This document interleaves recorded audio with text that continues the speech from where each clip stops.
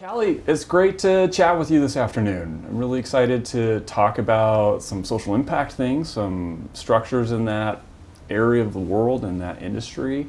So thanks for joining. Yeah, thanks Chase, super excited to be here. Well, let's start out with your background. Tell me a little bit about what you do here at Cicero and how you came to Cicero. Yep, absolutely, happy to. My name is Callie Kennel. I'm a principal with Cicero. I've been here for just over 2 years now. And my background is really non-traditional for the consulting pathway, actually. I came out of college not really knowing what to do or what career options were available. And I started at a really great organization that has a really strong corporate social responsibility arm. So I got really interested in CSR while I was there, and then got excited about community development work, worked at a local nonprofit for a couple of years. Did some fundraising and community development for them, and then went back to school and got my MBA and Master's in Data Analytics. And after that, decided, hey, I kind of want to bring the business world into the social impact world and the nonprofit space. How can I do that, and what are the avenues for that?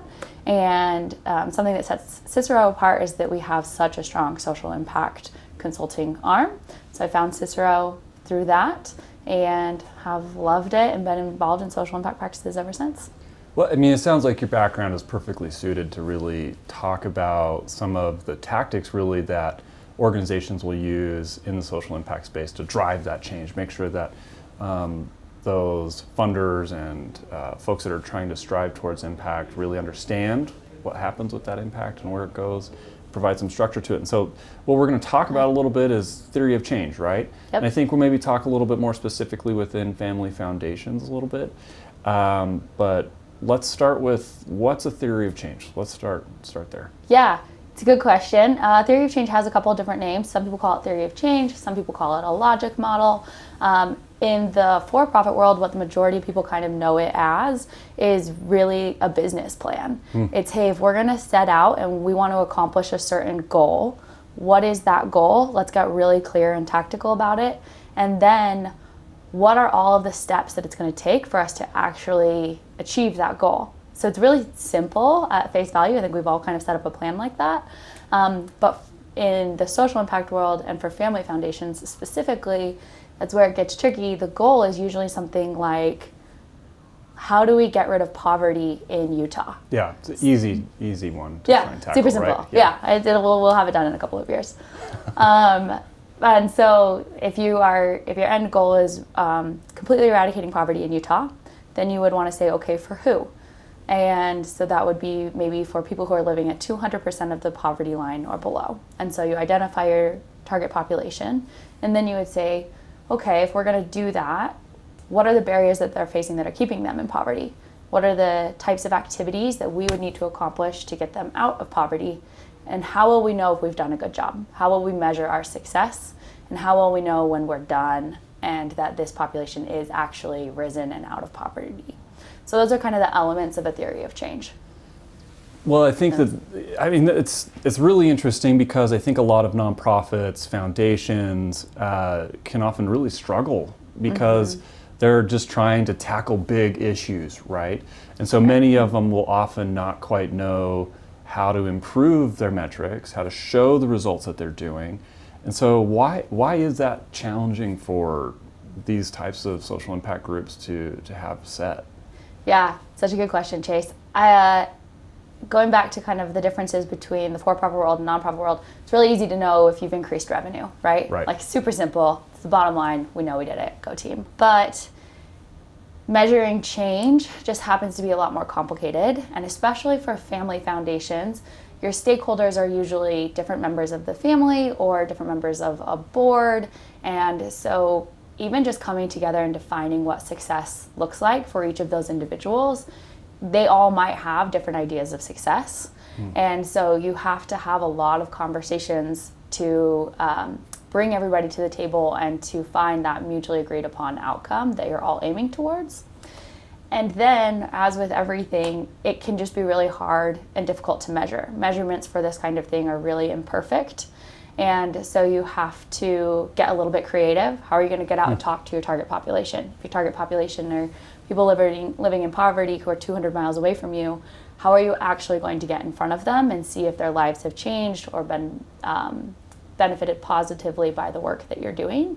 And so a lot of the organizations that we work with are kind of grappling with some of those big questions of how do we align around success?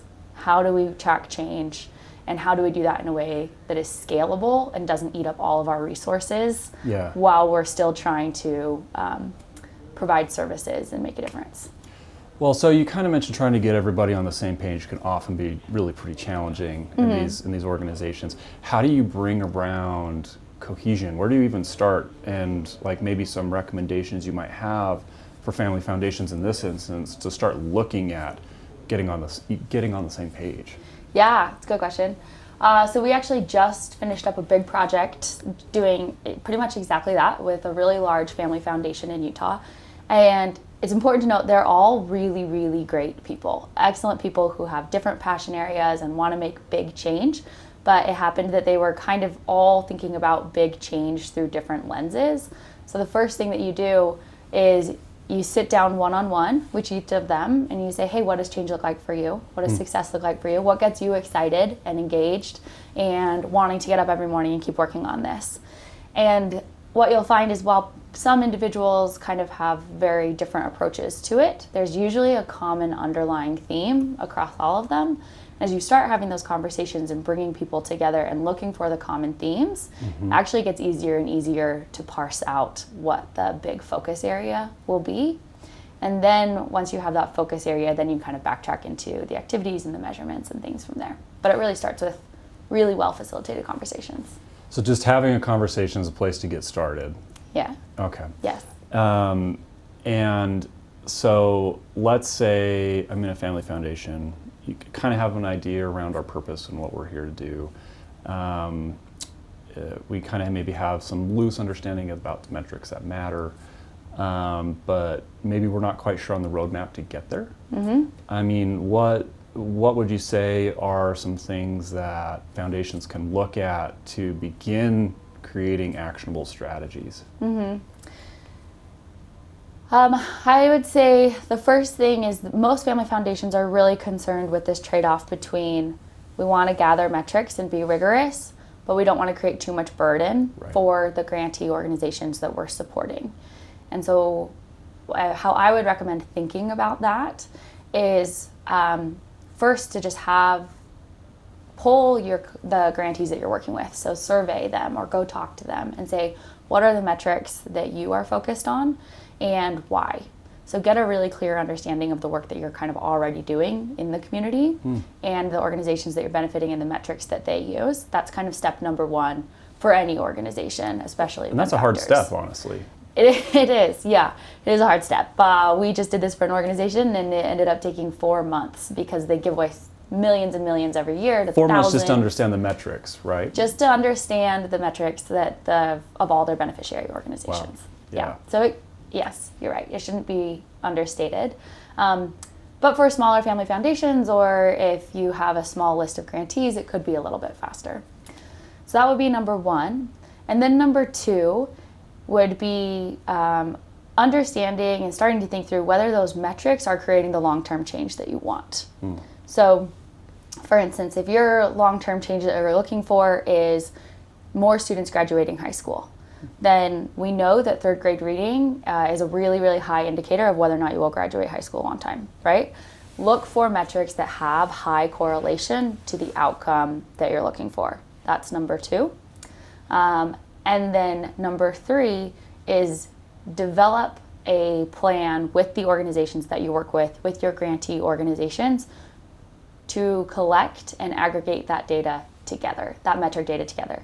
In a way so that's working in easy. partnership with these folks, kind of doing the data sharing to really drill down and understand it. Yeah, exactly. And if you're going to be asking them for more data and asking them to aggregate it and work with you on it, understand that takes time and energy and resources from those organizations.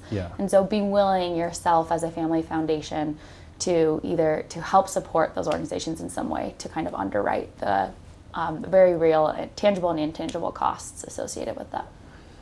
I mean, it's interesting because I think it does talk to very small family foundations and it still applies to large scale, right? You're still trying to get to the root things that you're measuring to actually ensure that there's impact happening where you're placing those dollars, right? Yeah, absolutely. And I would say it's super important for organizations of all sizes too, because the more that you understand the work that you're doing and are completing, the more you're kind of raising the tide for all philanthropists Which is around great. you. That's what you want. Right. Yeah. Yeah. So you're kind of like having that exponential layer of impact because you can really clearly articulate the work that you're doing.